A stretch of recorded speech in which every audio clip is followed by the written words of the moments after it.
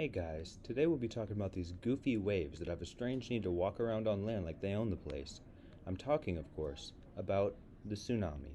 A tsunami is defined on Google as a series of extremely long waves caused by a large and sudden displacement of the ocean, usually the result of an earthquake below or near the ocean floor. This force creates waves that radiate outwards in all directions, away from their source, sometimes crossing entire ocean basins. In English, this translates to big floor shake make water go, huh! And thus a tsunami is born. Now before we get ahead of ourselves, let's take a look at the cause of these mentally unstable waves with daddy issues. A tsunami starts the same way as all rebellious forces of nature, with an unstable household.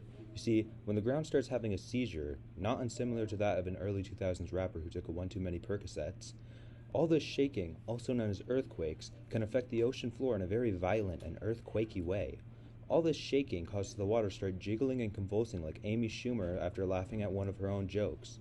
The vigorous shaking makes the water more unstable than a single soccer mom dealing with an angry child in aisle 15 of Walmart. Due to the displacement of the water caused by all those funky shock waves created by the rumbling of the ocean floor, the surface of the water starts to be affected in a very not calm and soothing manner. The water is being manipulated by the low-frequency sound waves, usually around 8 Hz, which is extremely low, as low-frequency waves are usually typically defined as 500 Hz or lower. This displacement in the ocean causes the water to form large, thick waves. Due to the size of these chonky waves, they can travel extremely long distances. This is a bit of a problem, as they have a knack for coming all the way on land and messing with all our stuff. This is partly because of the large volume of the waves, but mostly because tsunamis are huge, senseless dirtbags who love to overstep their boundaries and wash away all of our civilizations we work so hard on. In my opinion, they should shut their dumb, fat tsunami faces and go back to the water where they belong with all the other garbage and car batteries. Now, thanks to all this modern technology we are always coming up with, we can help predict tsunamis. One such technology is the satellite altimeter, which can see tsunamis from space somewhat and predict when they are coming. It does this by measuring the ocean's surface to floor height by sending a radar pulse from the ocean from a specialized buoy and seeing how long it takes to bounce back up. The altimeter sends a signal to a buoy which detects the water height/depth. The buoy then collects the data and sends it back to the satellite where the data is stored.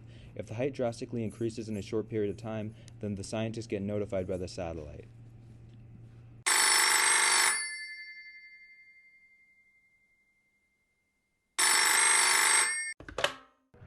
Oh, hey, what's up? Hey, how's it going? It's going pretty good, just doing some radar stuff. No way, me too. So what's up? Not too much, just shooting radar beams at the ocean floor. The usual. Nice. How's it going? Pretty good, just keeping an eye on this tsunami. Oh, I also made some progress in Red Dead Redemption 2. What? Really? Yeah, I made it halfway to Valentine, and I'm progressing a lot in the story. You know, I think Mike is a really... And what now was the tsunami thing?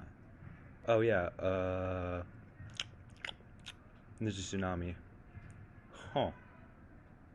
Interesting.